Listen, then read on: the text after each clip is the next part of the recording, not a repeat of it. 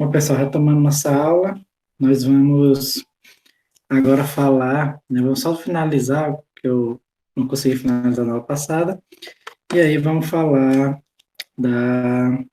vamos falar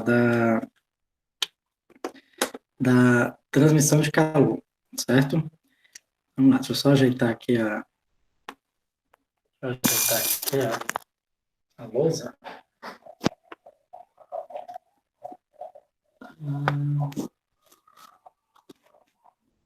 Aqui. Vamos lá. Continuando o que eu estava falando aqui, né? Eu falei que existe uma certa diferença da água para os outros materiais, né? A autora passada eu fiz com diagrama de estados dessa forma, né? Que é a pressão, aqui é a temperatura, pressão e temperatura. Para os outros materiais, a grande maioria dos materiais, na realidade, a curva de sublimação e a curva de vaporização são bem parecidas. A diferença está na curva de fusão, né? Então, esse cara aqui, ó, ou de solidificação, né? Para a grande maioria dos materiais, ele é assim. Certo? Observe que para a água, né, e alguns poucos materiais, ele é assim, né? A grande maioria dos materiais é assim. O que significa? A principal diferença fica no seguinte: enquanto que para a grande maioria dos materiais, né, quando você aumenta a pressão, tanto o ponto de fusão quanto o ponto de ebulição aumenta, né? Então, observe o seguinte, que nessa pressão aqui é o ponto de ebulição e bem aqui assim é o ponto de fusão. Quando eu aumento a pressão, o que vai acontecer com essas temperaturas? Ó? O ponto de ebulição aumenta e o ponto de fusão também aumenta um pouquinho, isso para a maioria dos materiais. Para a água acontece o contrário, né? Acontece diferente com o ponto de fusão, né? Então, se eu tenho uma certa temperatura, pressão, né? Aqui é o ponto de fusão e aqui é o ponto de fusão e bem aqui assim o ponto de ebulição, né? Quando eu aumento a pressão, né? Digamos, bem aqui assim, observe que o ponto de ebulição aumenta e o de fusão diminui. Né? Boa tarde, Pedro Lucas. Já tinha começado aqui a aula, certo? Deixa eu só repetir aqui para você não ficar perdido, né? Estava só explicando, não sei se você assistiu a aula passada, tá? Eu falei sobre o diagrama de fases, né?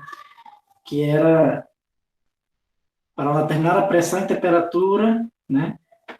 Em qual estado físico uma matéria vai estar, certo? Se é sólido, líquido ou gasoso, né? E estava só explicando a diferença da água, que a água ela é diferente da grande maioria dos materiais. Por quê? Porque quando você aumenta a pressão, o ponto de fusão da água diminui. Os outros materiais, quando você aumenta a pressão, o ponto de fusão aumenta, certo? Em geral, os materiais são assim, por quê? Porque quando há uma mudança de fase, a tendência é que o volume aumente. Então, quando o corpo passa do estado sólido para o líquido, certo? E do líquido para o gasoso, né? A tendência sempre é aumentar o volume, né? Então, se eu tenho um objeto que é sólido, se você derrete ele, geralmente ele aumenta de volume. E se ele vira um gás, o volume aumenta mais ainda, certo? Então, em geral, esse é o comportamento. Mas a água, do sólido para o líquido, na verdade, o volume faz diminuir, né? Ou seja, o gelo, ele ocupa maior volume, né? A água congelada ocupa maior volume do que a água líquida, né?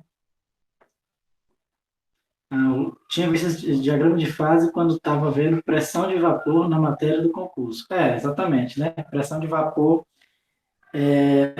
a curva de pressão de vapor é a mesma curva de vaporização, né? Essa curva aqui. É exatamente isso, certo? E aí o que acontece? Mas o que acontece é o seguinte, né? O interessante da água é que quando ela congela, ela aumenta de volume. Né? Não sei se você sabia, o gelo ele ocupa mais volume. Então, é por isso que se você colocar, por exemplo, uma garrafa de vidro, né, uma água cheia totalmente nessa garrafa de vidro e você botar no congelador, ela vai quebrar. Por quê? Porque o gelo, ele expande. Então, no que o gelo expande, ele quebra a garrafa de vidro, certo? Nas garrafas de plástico, você até, não sei se você já percebeu, mas as garrafas PET, né? Elas ficam até um pouco mais mole. Por que elas ficam um pouco mais mole? Porque o gelo expande e aí aquela garrafa ela aumenta um pouquinho de tamanho, né? Porque o gelo ele ocupa um volume maior do que a água, né? Na verdade, é por isso que o gelo flutua, né? O que acontece? Densidade é massa sobre o volume, né? Quando a água congela, o volume aumenta. Então a densidade diminui. Então é por isso que o gelo flutua na água, né? Em geral, o material sólido não flutua com aquele mesmo material líquido, né? Por quê? Porque em geral o volume diminui quando transforma de líquido para sólido, mas na água não é isso que acontece, certo? Foi exatamente o que você pensou, né? Muito bem, certo? É, é exatamente isso, né? É um comportamento diferente da água, certo? Mas vamos lá. E aí, foi isso que eu falei na primeira aula, eu falei um pouco sobre o diagrama de fase, certo? Tá gravado, eu vou postar. Eu acho que da semana passada eu não postei, mas assim que eu terminar essa aula, eu vou postar das 2 semanas, certo? E agora a gente vai falar um pouco sobre o calor, certo? As formas de transmissão de calor e o que é o calor de uma forma geral, né? Vamos lá. Fica o seguinte, só apagar aqui. Qualquer dúvida, pode escrever aí no chat, certo?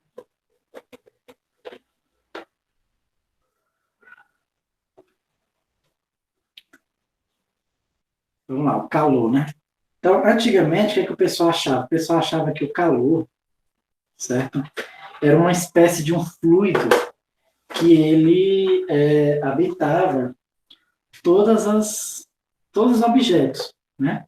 Então, vamos supor, se eu tivesse um objeto A e um objeto B, né? E o objeto A tivesse uma temperatura maior do que o objeto B, certo? Então, eles pensavam que o objeto A tem esse fluido, né, essa espécie de fluido, certo? Em maior, imerso aqui no, espalhado aqui no ar, em maior quantidade que o B, certo? E que como eu botava esses dois em evidências, quer dizer, botava esses dois em contato, o que acontecia? Parte desse fluido de ar passava para o B, né, até que eles entrassem em equilíbrio térmico. Né, até que eles entrassem em equilíbrio térmico, ou seja, eles passassem a ter a mesma quantidade desse fluido, tudo bem? E aí a temperatura deles ia ficar igual. Certo? O pessoal acreditava nisso. Né? Mas aí depois de alguns experimentos, né, eu concluí que, na verdade, esse fluido, né, não era bem um fluido. Se tratava nada mais, nada menos do que a energia. Certo? A energia mesmo, a mesma energia mecânica que a gente tinha estudado você estudou lá na Física 1, né, aquela energia potencial, né, tem energia potencial, energia cinética. Aqui é a mesma energia, certo? É até curioso, né?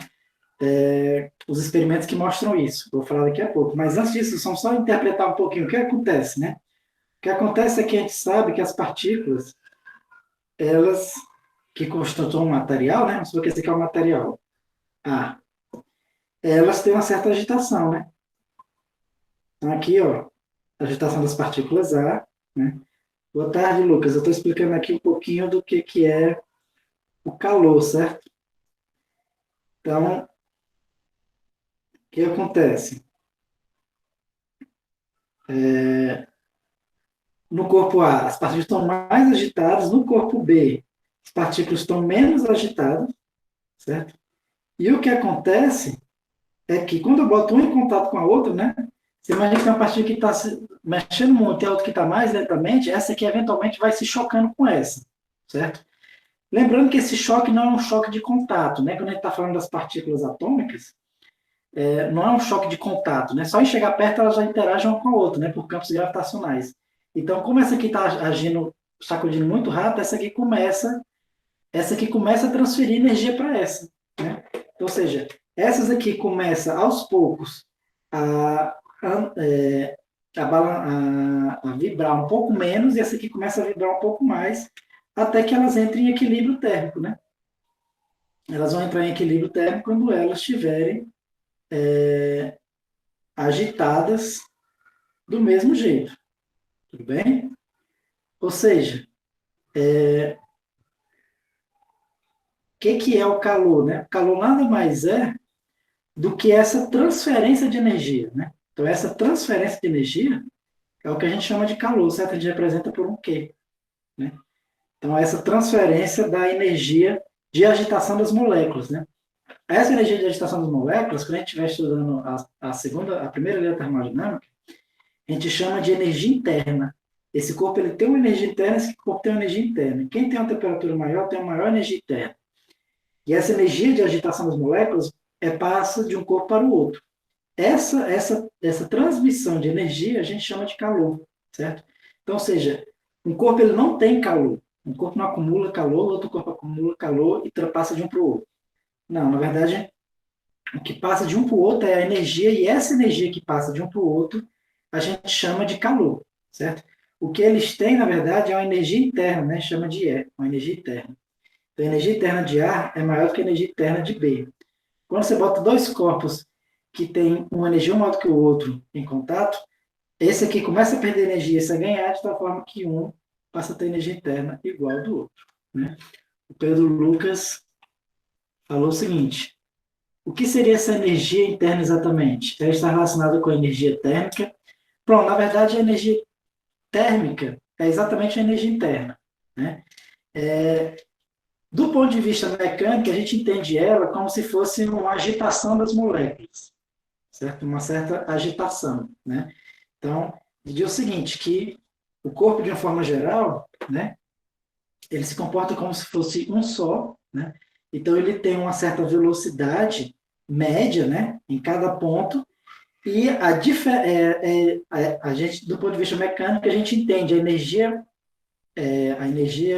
térmica, né, ou energia interna, que é a mesma coisa, como sendo a variação da energia cinética dessa partícula, certo? Tirando a parte da energia da velocidade média, né? Essa seria a equação, né? A gente nem vê tanto assim, não, né? A gente diz o seguinte, que existe a velocidade de cada partícula, né? É a velocidade média menos a velocidade, ou a velocidade relativa de cada partícula vai ser a velocidade média menos a velocidade de cada um mesmo. E essa energia térmica seria a energia cinética de cada partícula, certo? Isso do ponto de vista clássico, tudo bem? Do ponto de vista quântico, o que acontece é que essas partículas recebem energia, e aí pode receber energia de várias formas, pode receber por radiação, pode ser realmente por choque mesmo uma com a outra, certo? Então elas têm uma certa agitação, a gente diz que elas estão excitadas, estão em níveis mais altos de energia, né? E aí essa energia pode se transferir também, ou através de choque, ou através de radiação térmica, né? Também. Tudo bem? Então, realmente é uma energia de agitação, certo? Das partículas que estão aqui, essa energia interna ou energia térmica, né? Que acaba sendo a mesma coisa. Deu para entender aí, Pedro Lucas? Deu, né? Pronto. Então, o calor seria isso, seria essa transferência de energia. Tudo bem? Como eu falei, é curioso a experiência que primeiro descobriram que que isso era verdade, né? Fizeram um experimento assim, né? Um experimento bem mecânico mesmo, né? Eles simplesmente enrolaram aqui um fio num eixo, certo? Esse fio passava aqui para uma roldana e segurava um objeto, certo? Esse eixo aqui, ele entrava aqui no sistema, esse sistema tinha um fluido, certo? E ele tinha umas pás preso nele, certo? Tinha umas pás aqui, ó, preso nele. Tudo bem? Então, o que acontece? De acordo com esse objeto caía, né, esse negócio começava a rodar, né, esse eixo começava a rodar. E de acordo com esse eixo rodava, né, começava a agitar o fluido, certo? Agitava o fluido. E aí, o que foi que eles perceberam? Eles perceberam que, depois que o fluido entrava em equilíbrio, né, o fluido tinha um aumento de temperatura, certo? Que era equivalente à quantidade de energia que foi transferida a partir desse sistema mecânico, né? O que acontece? Esse corpo, ele, quando ele começa inicialmente, só tem energia potencial. Aí ele começa a cair, né? Então ele transforma a energia potencial em energia cinética. Quando ele chega aqui, né? Essa energia cinética é transferida para esse eixo, né? Que faz rodar esse eixo, né? E ele que faz rodar esse eixo, faz rodar o fluido e acaba esquentando o fluido, aumenta a temperatura. Então, esse aumento de temperatura coincide, é equivalente com a energia que foi transmitida para eles. E foi quando passou a ter ideia de que a quantidade, que o calor, né, era equivalente a uma energia que era transferida para o sistema, certo? E aí foi assim que eles começaram a descobrir que calor nada mais é do que energia, né, com experimentos como esse. Aí eles usavam vários materiais, né, às vezes esse aqui era água, às vezes era mercúrio, né, repetiram essas experiências várias e várias vezes para, para poder comprovar, né, que de fato o calor era energia, tudo bem? O calor, a energia, a gente representa o calor por um Q maiúsculo, certo? Então, como o calor é energia, né, a unidade de calor, certo? Vamos botar assim, ó. Você quando eu botar em colchete, estou me referindo à unidade daquela grandeza. No SI, certo? É o Joule, né? Mesma unidade de energia lá, cinética, energia mecânica que a gente tinha visto, certo? Sendo que se habituou-se, certo? A utilizar a unidade antiga, né? A unidade quando o pessoal estudava ainda quando não sabia que era energia, né? Que era a caloria, né? Caloria. Certo? A gente chama de cal, né? Que é exatamente a quantidade de que era a unidade que a gente usava antes do pessoal saber que era energia, né? Depois que o pessoal descobriu que era energia, né? Depois que descobriu que era energia, aí passou a unidade oficial passou a ser o joule, certo? Mas mesmo assim a gente não usa caloria, né? Porque a caloria é uma unidade bastante conveniente, certo? Então, uma caloria, tudo bem? É a energia, por definição, né? Antes de você saber que era joule, era a energia necessária para aumentar 1 grama, certo? De água a temperatura de 1 grau Celsius, certo? 1 grama de água a temperatura de 1 grau Celsius, tudo bem? Ou seja, tem uma variação de 1 grau Celsius, certo? Então, ou seja, você tem aqui vamos supor que você tem um cubozinho de 1 grama de água. Eu tenho 1 grama de água, certo? Então, para aumentar a temperatura desse cubozinho em 1 grau Celsius, você tem que fornecer para ela uma energia de 1 caloria, certo? Essa era a definição, tudo bem? E aí, depois que o pessoal descobriu, né, a equivalência com energia, aí eles foram atrás desse fator de equivalência e descobriram que 1 caloria equivale a mais ou menos 4,186 joule, certo? Esse é o fator de conversão, né? Sem coisa precisar converter de calorias para joule, esse aqui é o fator de conversão, certo? Ou seja, para você aumentar a temperatura da água de 1 grama de água em 1 grau Celsius, vai consumir mais ou menos 4,140 joules. Tudo bem? Só para a gente entender um pouquinho isso aí, certo? Só por curiosidade, pessoal, essa caloria, né, que a gente estuda, ela é a mesma caloria que tem lá nos alimentos, certo? É a mesma caloria lá quando é que você estuda os alimentos, né? O que acontece? O que acontece é que quando você come, né, o carboidrato, gorduras, nosso organismo transforma aquilo ali em energia, certo? E aí, só para a gente ter uma ideia, né, tem aquelas tabelas nutricionais mostrando para a gente, né? Na verdade, cada grama de carboidrato equivale, por exemplo, cada grama de carboidrato, deixa eu ver aqui, equivale mais ou menos a 4 quilocalorias, certo? 8 quilocalorias. Isso grama de carboidrato, tudo bem? Deixa eu botar assim, gramas de carbo equivale a 4 quilocalorias. Quilocalorias, né? Esse quilo aqui, lembra o que significa o quilo? É 1.000, né? Então são 4.000 calorias, certo? Então, para você entender, 1 grama de carboidrato são 4.000 calorias, certo? Então, se a gente lembrar que uma caloria aumenta 1 grau, né, na água, ou seja, 1 grama de água, então, por exemplo, 1 grama de carboidrato eu conseguiria aumentar em 1 grau, por exemplo, 4 quilos de água, certo? 4 quilos de água, né? Por quê? Porque se uma caloria aumenta em 1 grau 1 grama de água, né? Então, 4.000 calorias eu vou conseguir aumentar 4.000 gramas. 4.000 gramas é 4 quilos. Ou seja, 1 grama de carboidratozinho, você consegue esquentar em 1 grau 4 quilos de água. Certo? Isso, para que pareça, é muita coisa, né? E aí, e é assim que a gente faz a tabela de conversão, né? Tipo assim, na tabela nutricional, você quer saber quantas calorias tem um determinado alimento. Aí você vê lá o quantos gramas ele tem de carboidrato, quantos gramas tem de gordura, de proteína, também cada um ela fornece uma certa quantidade de energia, né? E aí você consegue calcular o quanto de energia que aquele alimento vai dar, certo? E lógico, né? Se você não gastar toda essa energia acaba se acumulando como gordura no seu corpo, tudo bem? É por isso que o pessoal, numa dieta, né, controlada, o pessoal fica controlando o quanto você come, né? Exatamente para você não consumir energia demais e se transformar aquilo ali em água. Tudo bem, pessoal? Qualquer dúvida, vocês podem perguntar, certo? E vamos lá, e como é que o calor é transmitido, né? Existe basicamente 3 formas de transmissão de calor, certo?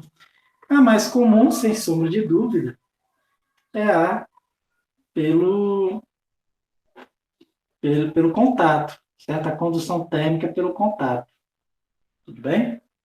Ou seja, quando você bota os dois corpos em contato físico mesmo, certo? Transmissão por contato. Bem? Então, dê até um exemplo. Você tem um corpo A, né, e um corpo B, você bota os dois em contatos, sabendo que a temperatura de A é maior que a temperatura de B, o que, é que vai acontecer? A gente sabe que depois de um tempo, né, vai passar calor de um corpo para o outro, né, até que as temperaturas fiquem iguais. Quando as temperaturas se igualam, né, aí deixa de passar o calor, né? Lembrando que o calor ele passa do corpo com maior temperatura para o que tem menor temperatura, certo? Até que eles tenham temperatura igual, né? E aí o fenômeno que acontece é exatamente aquilo que eu falei, né? As partículas estão mais agitadas de um, do outro está mais lento, mas o que acontece? Como essa aqui eventualmente vai se chocando, né? Lembrando que o choque não é o contato, né? Porque no mundo atômico nada entra em contato, né? Tudo é a distância, certo?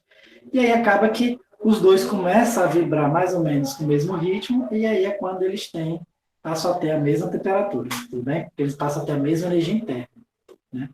É por contato, certo? E a gente sabe, pessoal, que tem objetos, né, que a transmissão do calor é feita de forma muito mais rápida do que outros, né? Então, isso a gente chama até dos isolantes e dos condutores térmicos, né? O que é um bom condutor térmico? Um bom condutor térmico é que o calor é transmitido de forma mais rápida, certo? Ou seja, em menos tempo, né? Do que de um isolante. Né? Então, por exemplo, a gente sabe que um bom condutor térmico é o ferro, né? Os metais, de forma geral, são bons condutores térmicos. Né? Tem até uma explicação quântica do porquê disso, certo?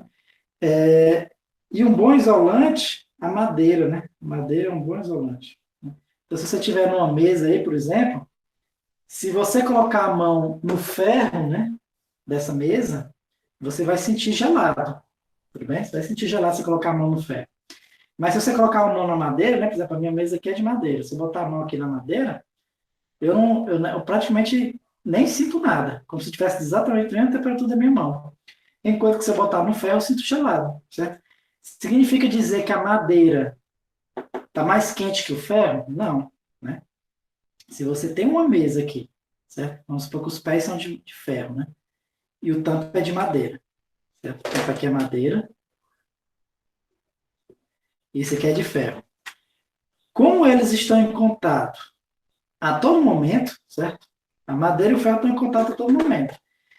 Digamos assim, não houve nada de extraordinário que você com eles, é de se esperar que todo o sistema esteja à mesma temperatura. Então, a minha mesa, eu posso ter certeza que ela, a todo momento, ela está mais ou menos à mesma temperatura. Sei lá, vamos supor que cerca de uns 26 graus Celsius, por aí, né? 27, 28 talvez, né? Então, uns 27. Aí você fala, mas professor, mas se eu botar a mão no ferro, ele é mais gelado. Deixa eu ver o que foi que o Pedro Lucas falou aqui.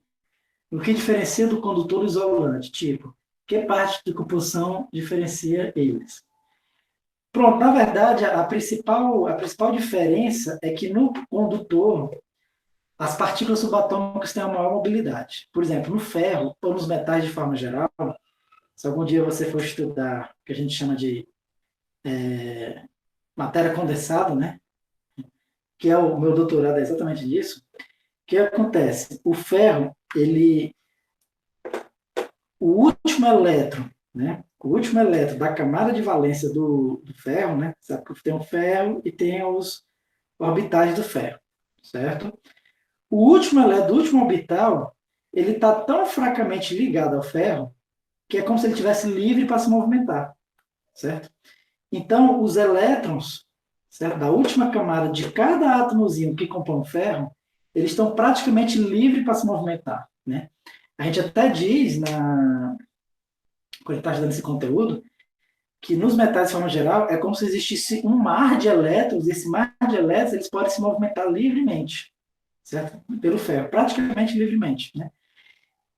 E aí é eles que carregam, como eles têm essa mobilidade muito grande, né? Esses têm uma mobilidade muito grande, eles conseguem transportar a temperatura de forma muito mais rápida, certo? É por isso que o ferro ele é tanto um bom condutor térmico como um bom condutor eletrônico também, né? Um bom condutor de eletricidade. Né? Por quê? Porque tem esse mar de elétrons livres, que estão livres para conduzir. É tanto a temperatura quanto a eletricidade. Já nos isolantes, não existe essa mobilidade. Né? Vou dar um exemplo. O que é um bom isolante? Um bom isolante, daqui a pouco eu vou falar dele, é o ar. Por quê? Porque o ar ele tem uma densidade muito baixa. Né? E tudo aquilo que tem uma densidade muito baixa, né, as partículas, né, elas interagem menos umas com as outras. Então, como elas interagem menos umas com as outras, essa energia transmitida demora mais para ser transmitida. Então, é por isso que, geralmente, as coisas que tem mais ar dentro, que tem mais vazio dentro, elas conduzem pior a temperatura, né? Ou seja, a composição dela, né? As coisas geralmente têm menos mobilidade, né? Tudo está relacionado à mobilidade das partículas dos átomos que compõem o material. Tudo bem? Deu para entender aí, Pedro? Né? Mas voltando aqui para o que eu estava falando, certo? Como eu falei, por que o ferro, como eu falei, ó, a minha mesa, ela é desse jeito. Os pés são de ferro e o tampo é de madeira. Se eu botar a mão na madeira aqui, ó, eu não sinto nada. Sinto como se a madeira tivesse a temperatura da minha mão. Se eu botar a minha mão no pé da mesa, eu sinto gelado. Mas elas estão na mesma temperatura, então como é que pode isso? A explicação é muito simples. É porque o ferro ele transmite o calor de uma forma muito mais rápida do que a madeira.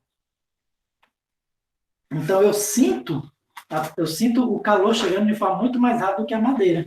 Então é por isso que eu tenho a impressão que o ferro está mais gelado, mas na verdade ele não está, né? Isso, por exemplo, é muito comum em porta, né?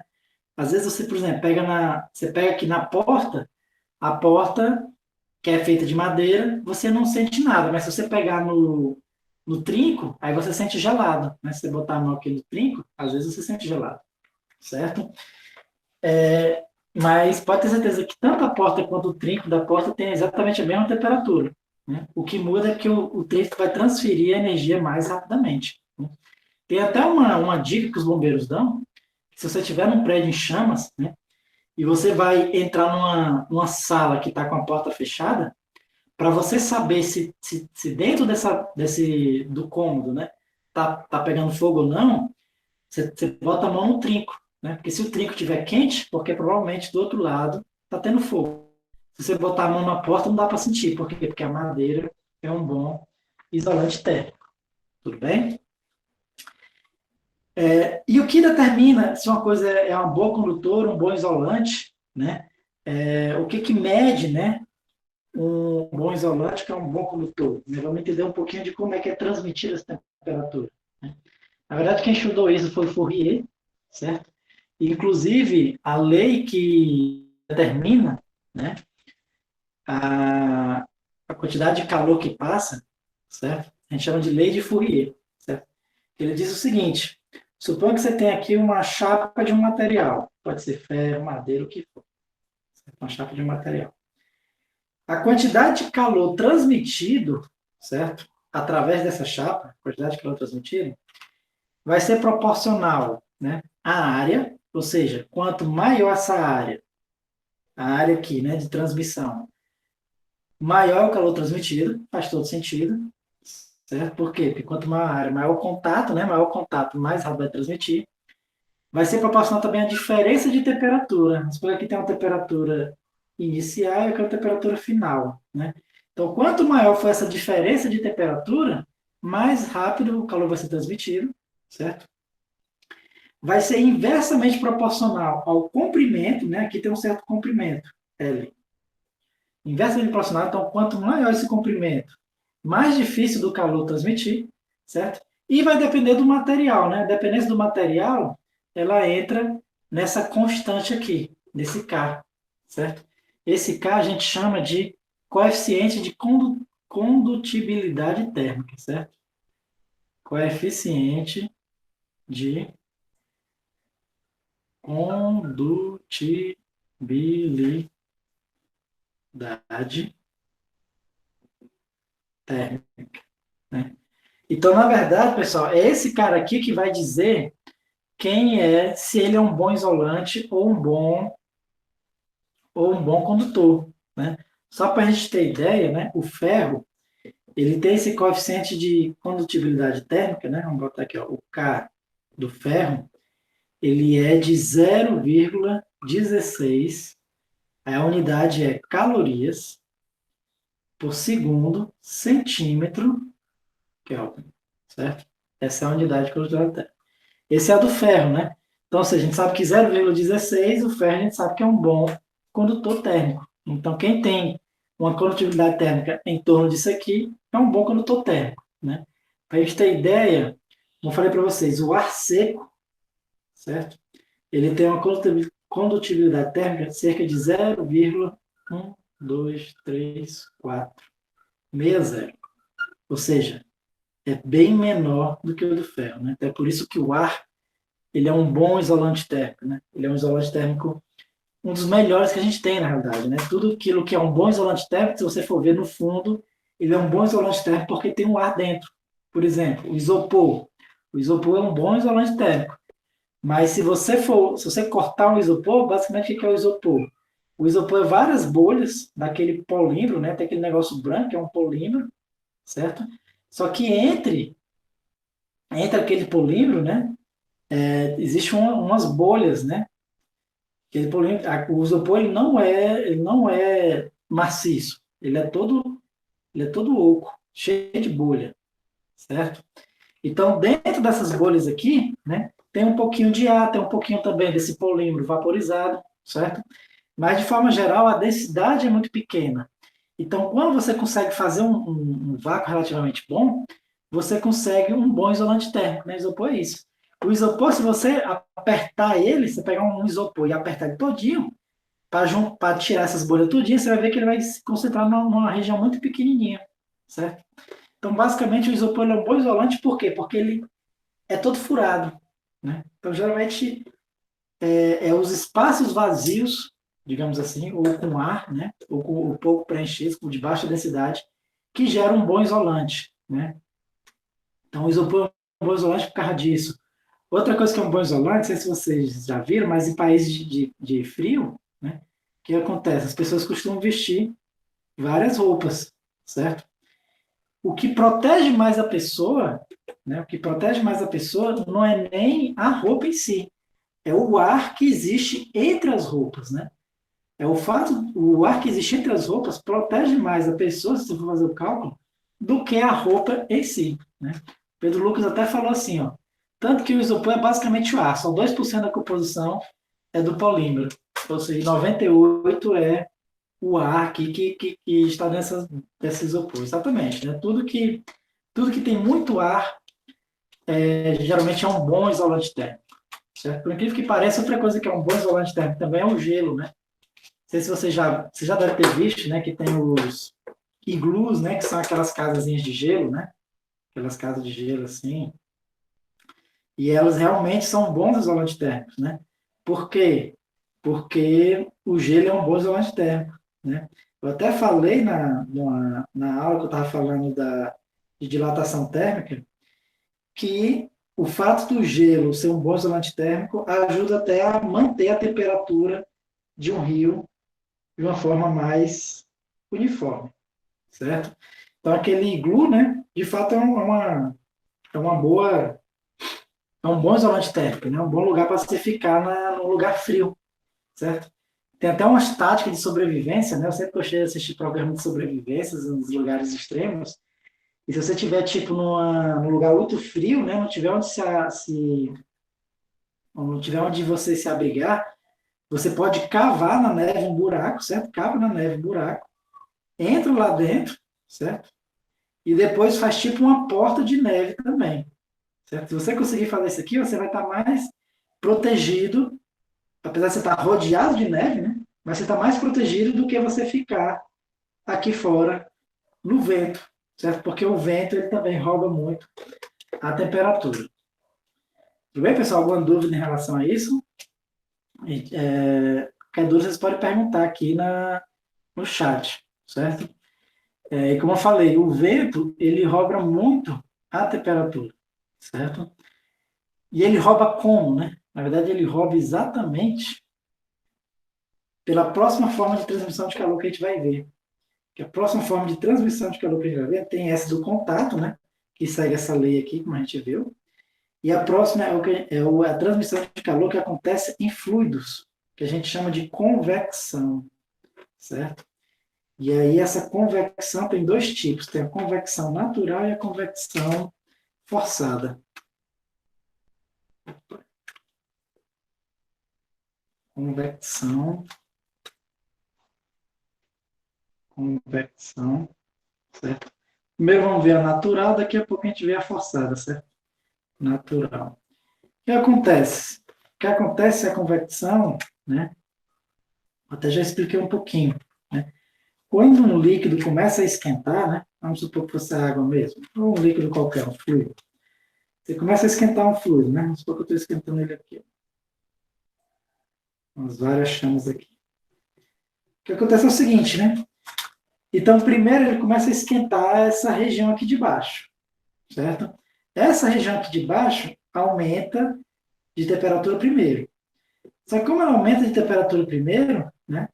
Geralmente, se há um aumento da temperatura, o que acontece com o volume? O volume aumenta também, certo? Se o volume aumenta, o que acontece com a densidade? Diminui.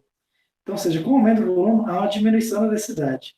Mas como é um fluido, vocês devem ter estudado fluido já, essa primeira camada aqui vai ter uma densidade menor do que o restante do fluido. E o que acontece? Essa camada aqui tende a subir, certo? Essa camada tende a subir, né?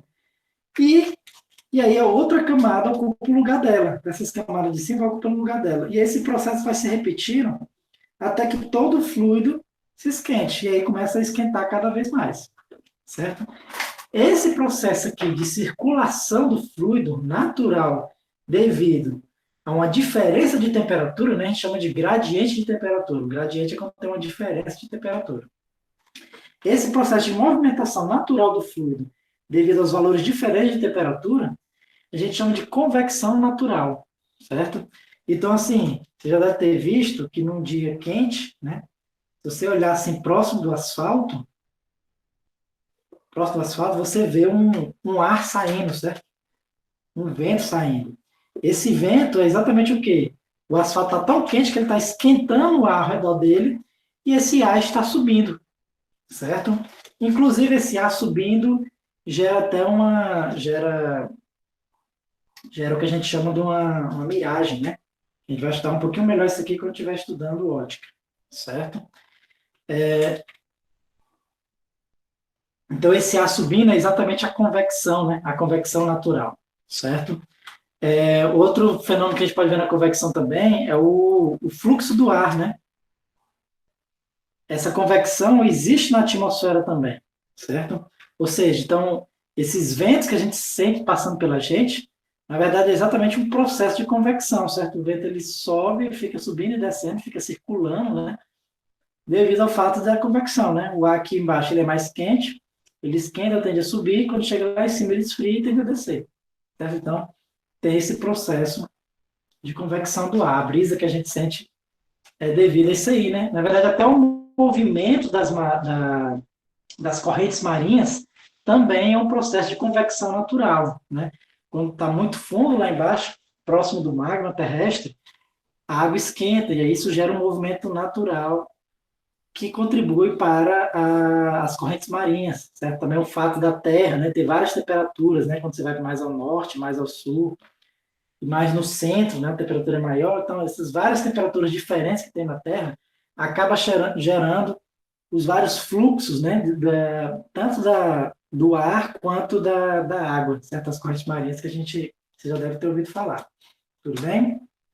Então, isso é o que a gente chama da convecção natural, certo?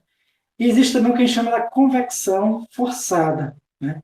E esse provavelmente não. Com certeza é uma das formas mais eficientes de refrigeração que a gente tem atualmente, né? Então, por exemplo, se você está nesse exato momento aí do lado de um ventilador, né? Supomos que tem um ventilador do seu lado, né? Se está quente, a convecção forçada é exatamente isso, né? O que acontece? O que acontece é o seguinte: a gente sabe que o fluido tem esse movimento natural, né? Então, supor que você aqui, ó, você está com calor, né? A gente sabe que como está com calor, a gente geralmente é mais quente, né, do que o ar que rodeia a gente. Então, a tendência natural é que a gente esquenta o ar e esse ar vai subindo aos poucos, né? Porque ele vai sendo esquentado aos poucos também, certo? O ar que está ao nosso redor, certo? Isso aqui seria a convecção natural. Mas aí que tá, se você botar um ventilador para rodar aqui, o que vai acontecer? O ventilador ele vai empurrar esse ar quente para longe de você, né? Ou seja, esse ventilador ele vai afastar esse ar quente para longe de você. Sempre mantendo próximo de você o ar, sempre um ar renovado, digamos assim, né? E isso facilita bastante na diminuição de temperatura, né? É tanto que, quando a gente liga o ventilador, muitas vezes a temperatura diminui bastante, né? A gente passa a ter uma temperatura agradável, né? Enquanto que seu ventilador é bastante desconfortável, certo? E isso é graças a essa renovação forçada do ar que torneia a gente. Tudo bem? Isso a gente chama de convecção forçada e ela é muito utilizada na indústria, né? Então, por exemplo, o computador. Você deve escutar aí, se você tiver um notebook ou um computador de mesa mesmo, né? Um desktop, o que acontece? Você deve escutar o barulho de um ventilador, né? E tem de fato um ventilador, né? Tem o cooler, né? Que a gente chama de cooler da CPU. Certo? Esse ventilador que a gente escuta, ele serve exatamente para resfriar a CPU, certo? Que é o processador, né? Não sei se você já conhece um pouquinho. O processador ele é mais ou menos um quadradinho desse tamanhozinho aqui mesmo, mais ou menos. Às vezes um pouquinho maior, um pouquinho menor, certo? E aí, o que a gente faz? Para resfriar a CPU, ela esquenta bastante, né? Se você não resfriar ela, ela vai queimar, né? Ela só não queima porque ela mesmo desliga sozinha se esquentar muito. Então, o que a gente faz? Geralmente a gente coloca aqui na CPU um exaustor, né? O que é um exaustor? É um material condutor que aumenta bastante a área de contato. Então, no caso da CPU, é um negócio que ele é assim, ó. Ele é tipo umas pás, tem várias pás assim, não sei se está dando para entender. Deixa eu ver se eu consigo terminar aqui. Como se fosse várias pás assim, ó, que aumenta bastante a área de contato, né? Como se fosse um negócio cilíndrico, que tem várias pazinhas, né? Como se fosse as hélices de um ventilador, mas são várias, são dezenas de pás que tem, né? Isso aqui você bota em contato, você bota em cima da CPU, né? Então, como esse aqui é um bom condutor térmico, a temperatura da CPU passa para isso aqui. Em cima disso aqui, você coloca um ventilador, certo? Uma ventoinha mesmo, certo? E aí essa ventoinha joga um vento nisso aqui, né? Que aí vai retirando o calor disso aqui, né? Por convecção forçada, né? Certo? E aí você vai resfriando a CPU. Você consegue resfriar bastante, né? Uma CPU, por exemplo, sem o vento estar funcionando, facilmente ele chega aos 100 graus Celsius, né? Quando você resfria desse jeito, você consegue CPU, você consegue manter ali uns 70 graus Celsius pelo menos, né? 70, 60, vai depender do ventilador, do tamanho disso aqui, vai depender de vários fatores, certo? Só por curiosidade, pessoal, esse exaustor, né, que a gente coloca aqui, por que, que ele é constituído de várias pás dessa, né? Tem a ver com aquela equação de Fourier, certo? Deixa eu ver que a equação de Fourier era assim, ó, J dividido por L, né? Por que, que são várias pás? Exatamente para aumentar a área. Como você tem várias pás, eu aumento a área de contato. Eu aumento a área de contato, então eu vou aumentar o calor transmitido, certo? Esse é o mesmo princípio do radiador de um carro, né? Não sei se vocês já viram o radiador de um carro. O que é um radiador do carro? É um negócio lá na frente que tem, na frente do carro mesmo, na grade, que ele é várias folhazinhas bem fininhas, né? As folhas de ferro bem fininha, de tão fina que se você apertar com o dedo amassa, né? Só apertar o dedo amassa essas folhazinhas. E qual é o princípio disso aqui? O princípio disso aqui é o seguinte, tem um líquido que passa por dentro dessa estrutura, né? E ele passa lá pelo motor, certo? Aqui é o motor, passa pelo motor, e esse líquido vem para o radiador, né? Então, o que acontece? Esse líquido, ele é um bom condutor térmico também, ele tira o calor do motor e coloca nesse radiador. De acordo com o carro vai andando, né, o vento vai passando aqui pelo radiador e vai retirando a temperatura, o calor dele, certo? Retirando o calor. Então, o radiador a gente serve para esquentar o motor. É tanto que um carro sem radiador iria bater o motor, que a gente chama, né? O que é bater? O motor esquenta tanto que alguma peça, alguma coisa funde, né? Derrete mesmo, passa da fase sólida para a fase líquida. E aí o motor não presta mais, certo? Então, observe que aqui o processo, né, envolve tanto a convecção forçada, né? Por que é forçada? Porque o carro ele está andando, fazendo com que o vento passe pelo radiador. Então, não é uma convecção normal, natural, é uma convecção forçada. E também tem a questão do contato, né? Porque você aumenta a área de contato exatamente para poder transmitir o calor. Tudo bem, pessoal? Alguma dúvida em relação a isso? Qualquer dúvida, vocês podem perguntar aí no chat, certo? E agora vamos ver a terceira forma de condução de calor, que é a forma que o calor do Sol chega na gente, né? Porque todas essas outras formas precisava ter matéria, né? Tanto por contato, tem que ter matéria em contato, tanto que se a densidade for menor, não há transmissão de calor, certo? É dificultada.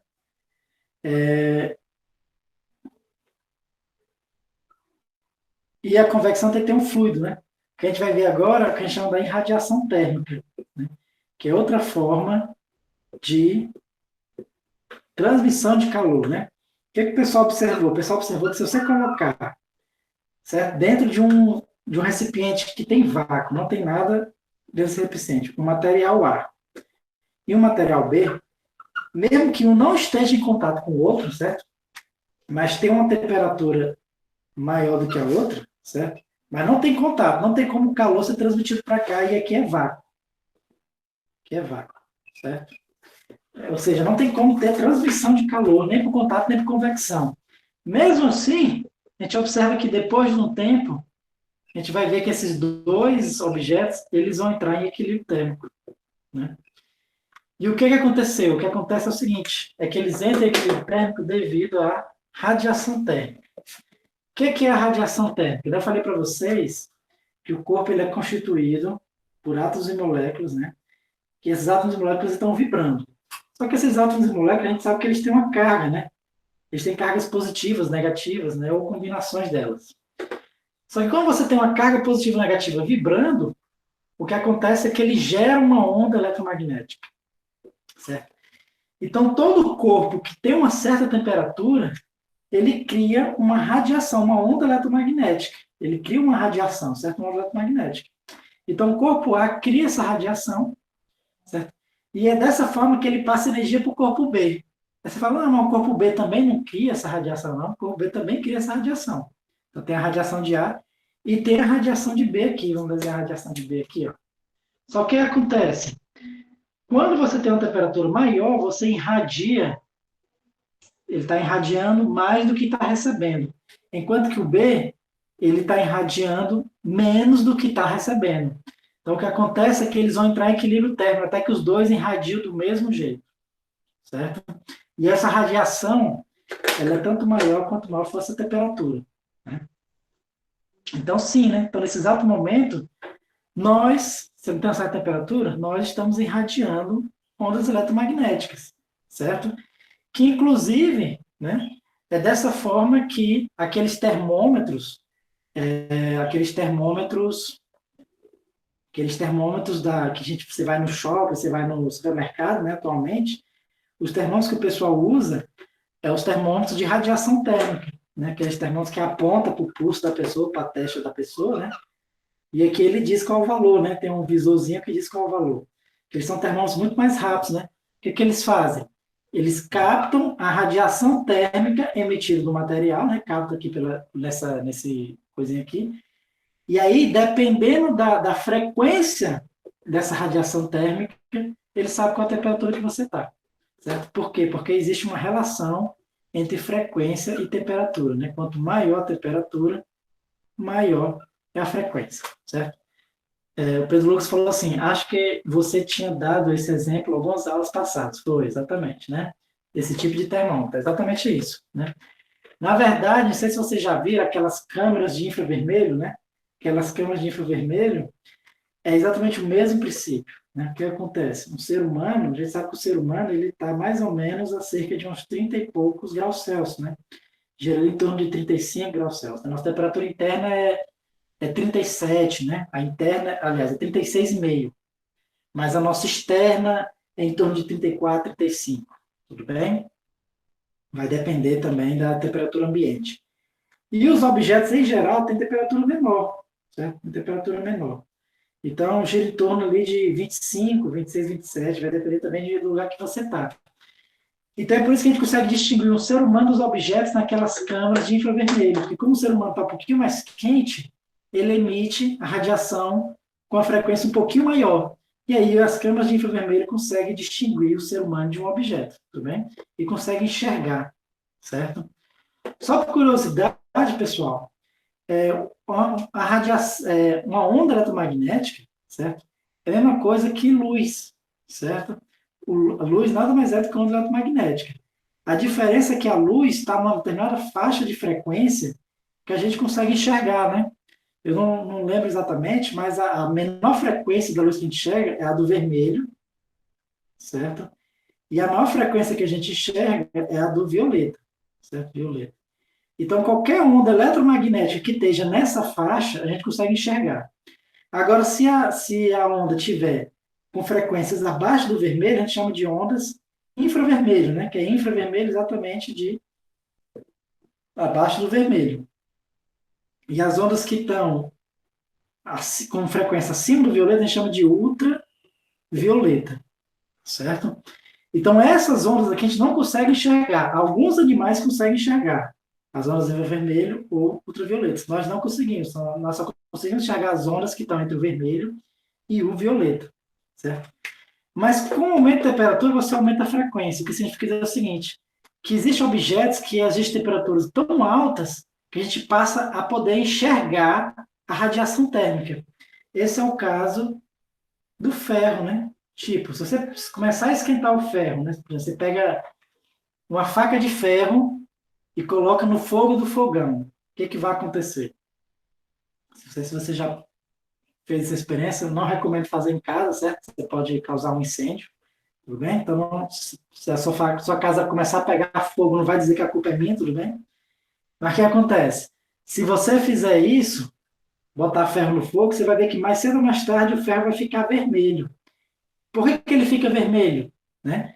É porque a temperatura dele aumentou tanto que a radiação térmica que ele estava emitindo, que estava no infravermelho, começou a entrar na região do visível. E a gente começa a enxergar, certo? Aquilo ali é ele que está emitindo. É diferente da cor natural das coisas. Tipo, você está vendo isso aqui vermelho, por quê? Porque a luz ambiente aqui bate aqui, certo? Ele captura todas as cores, absorve todas as cores, mas o vermelho ele emite, tudo bem? O ferro, quando ele está muito quente, ele fica vermelho, não é por reflexão, ele fica vermelho porque ele mesmo está emitindo vermelho. Mesmo se eu desligasse todas as luzes, eu ia conseguir enxergar aquele ferro, enquanto que esse pincel não. Se eu desligar todas as luzes aqui, fechar a janela e tal, você não vai conseguir ver isso aqui vermelho. Vai ficar tudo escuro. Enquanto que o ferro ele começa a emitir por quê? Porque é a radiação que ele mesmo está criando. Tudo bem, pessoal? Só outra curiosidade também, né? A gente sabe o seguinte, que objetos pretos, eles absorvem mais a radiação térmica. Isso é verdade, né? Então, por isso que o pessoal diz que carro preto esquenta mais, né? Isso é verdade. As cores pretas, as cores escuras, elas absorvem mais a radiação térmica e elas esquentam mais por radiação térmica, né? Enquanto que os objetos brancos, não, elas não absorvem tão bem, certo? Mas o contrário também é verdade. Os objetos pretos, eles irradiam mais e os brancos irradiam menos. Então, significa o seguinte, que o carro preto no sol, ele esquenta mais rápido que o carro branco. Mas um carro preto na sombra, ele também esfria mais rápido que um carro branco. Só por curiosidade, certo?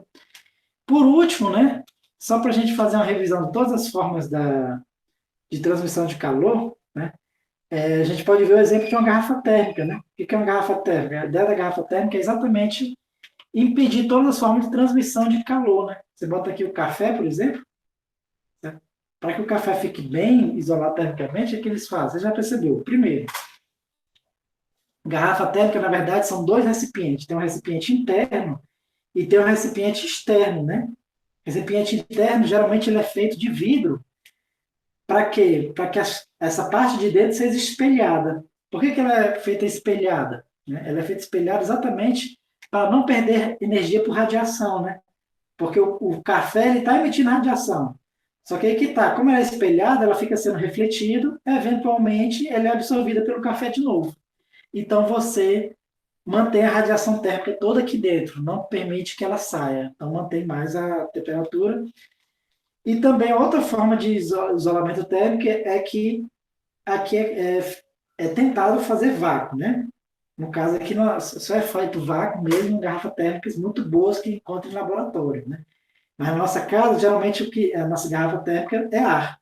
E o ar, por ser um bom isolante térmico, acaba que mantém o café mais isolado, tudo bem? Termicamente. Certo, pessoal? Deu para entender como é que é o funcionamento da garrafa térmica? Aqui é aquela tampa, né, que a gente isola, certo? Então, pessoal, vamos fazer assim. Por hoje a gente fica por aqui, certo? Deixa eu ajeitar isso aqui. Por hoje a gente fica por aqui, certo? Ah, então a gente já viu bastante conteúdo, já vou tentar passar uma atividade para vocês, certo? Primeiro trabalho, né? E aí vou fazer daquele jeito, né? Uma parte conceitual, uma parte qualitativa, e vocês escolhem se querem fazer a conceitual ou a qualitativa. Tudo bem? Então, por hoje a gente fica por aqui, certo? Pronto. Assim, normalmente eu dou bastante tempo para entrega, eu dou uma semana, duas, então pode ficar tranquilo em relação ao tempo de entrega. Quando vai ser enviado, provavelmente vai ser próxima semana. Talvez quarta-feira, quinta-feira, no meio da semana, né? Que eu estou terminando de fazer a prova, ou prova não, trabalho, e aí eu vou mandar para vocês, certo? E aí por hoje a gente fica por aqui. Tudo bem, pessoal? Tem mais alguma dúvida? Se não houver mais dúvida, certo? Eu desejo aí para vocês um